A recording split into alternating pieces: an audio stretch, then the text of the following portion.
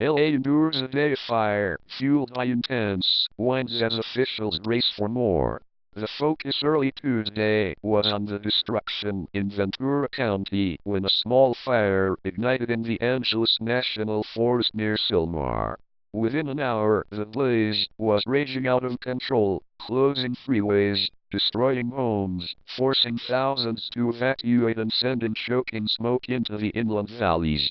The creek fire was one of several stubborn blazes that erupted during what weather forecasters said were the strongest Santa Ana winds in a decade. The conditions were right for fires, and Los Angeles County got several, including one near Magic Mountain that forced the closure of Interstate 5 and another along the 118 freeway in Porter Ranch. The fires might offer a preview of the days ahead, which are expected to bring even stronger winds through Thursday. Generally, it's awful fire weather today, tomorrow and Thursday, National Weather Service forecaster Ryan Kittell said. Thursday looks potentially the worst. We're still going to have the winds, dry relative humidity and maybe 10 degrees warmer.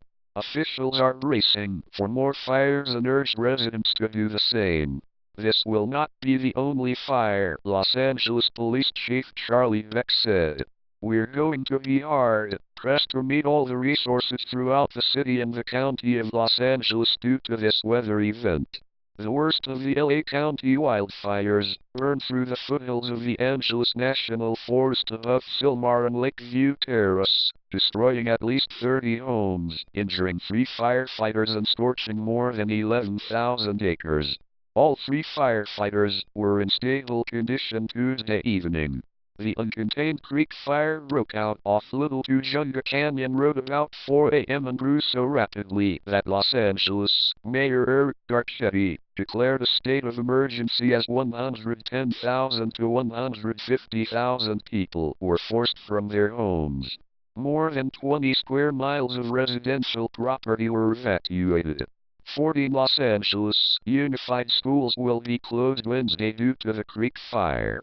We want to be really clear with folks. We have lost structures, we have not lost lives. Do not wait, leave your homes, Garcetti said.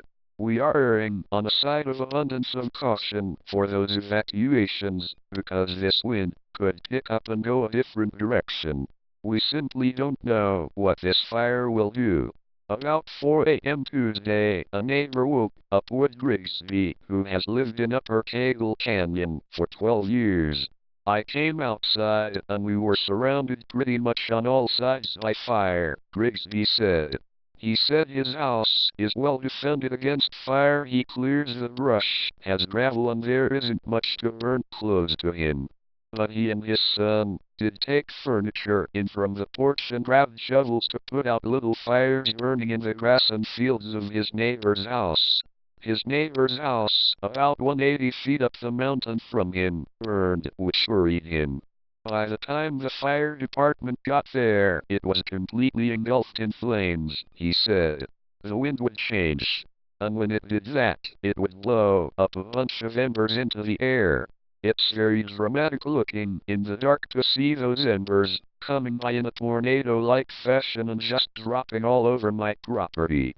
He and his son stayed outside for about 3 hours, putting out embers and making sure they didn't ignite fires on his property or neighbors' lots. The fire department was just stretched so thin.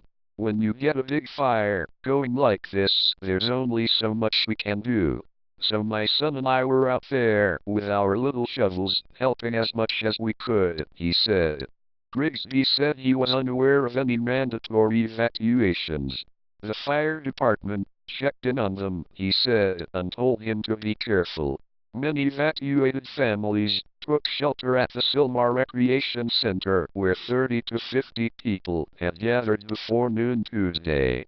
Scott Wells sat with his wife and son in the center's gym between the basketball hoops, waiting to learn when he might be able to go home. Wells woke up in the pre-dawn hours in his home in Upper Cagle Canyon and smelled the smoke. When he looked outside, there was brush burning all around. He woke his wife, Patricia Beckman Wells, and the two began putting out spot fires. It was pretty scary, Wells said. It was all around us. When their 5-year-old son, Petey, woke up and smelled smoke, he got a little freaked out, Wells said. But we talked him down, and then he was fine. Authorities came later and asked them to evacuate. There were houses on fire, Wells said. He said they've been monitoring a Facebook group for the canyon and they've been told their house is fine. But at least 2 houses they know of are gone, and they've heard of more. In Santa Clarita, the Wright fire burned 5,000 acres, forcing thousands to flee their homes as an enormous cloud of smoke rose over the area. Interstate 5 was temporarily closed, jamming traffic on the key north-south route for hours.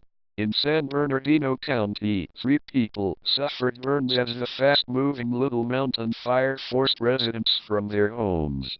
The evacuation orders were lifted late in the day. All the fires caused smoky, ashy air across the region.